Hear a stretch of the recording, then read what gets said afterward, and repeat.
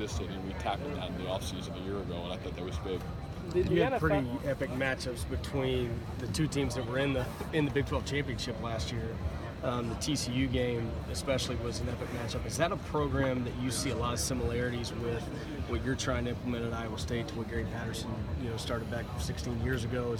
Are there similarities there? Is there anything you're trying to? Well, I think for me, I've from afar have maybe been the biggest Coach Patterson fan out there.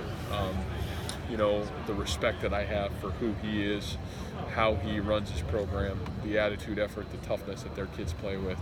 I think the way he runs his program, I've had a great deal of respect for. So, I've studied that program from afar, even when I was at the University of Toledo and even when I was an assistant coach. So, to say that we're mirroring that, I don't know. It's different in a lot of ways, but the core values and the principles and the consistency that he has certainly, impacted that TCU program with, I've got the utmost respect for, and certainly have studied it from afar.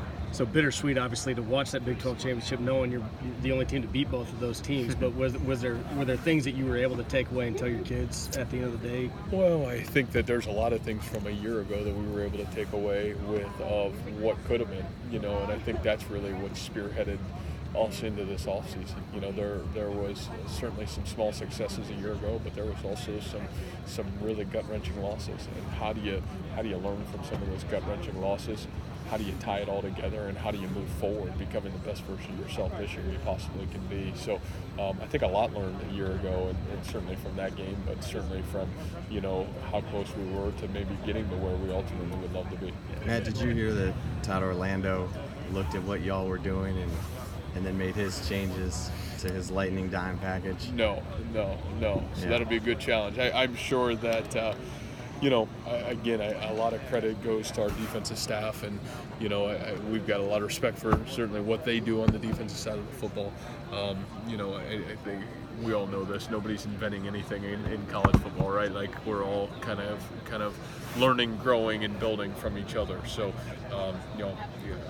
that's great, and I think we'll see people probably take some of the things that we did from a year ago and probably implement to the best of their ability as well. You mentioned your linebackers coach, Tyson. I mean, the job he did with Lanning. Yeah. I mean, can you just put that into words? It's really hard because I think what we asked him to do, and certainly as I've stated a million times, what we asked Joel to do was probably borderline impossible. But I think what both of those guys were able to accomplish together was a phenomenal story. And so, a lot of credit has to go to Tyson. The time, the effort, the consistency that he stuck with Joel, and so much credit's got to go to Joel Lanning and who he is and what he stood for and being a great Cyclone for us. The NFL moving to full-time officiating, is that something you think could or should come down to college football? I think that's hard. I get it. I still understand the challenges that maybe come with that on the collegiate level, but do I think that's great for the professional level? I really do. I think it'll be really interesting to see what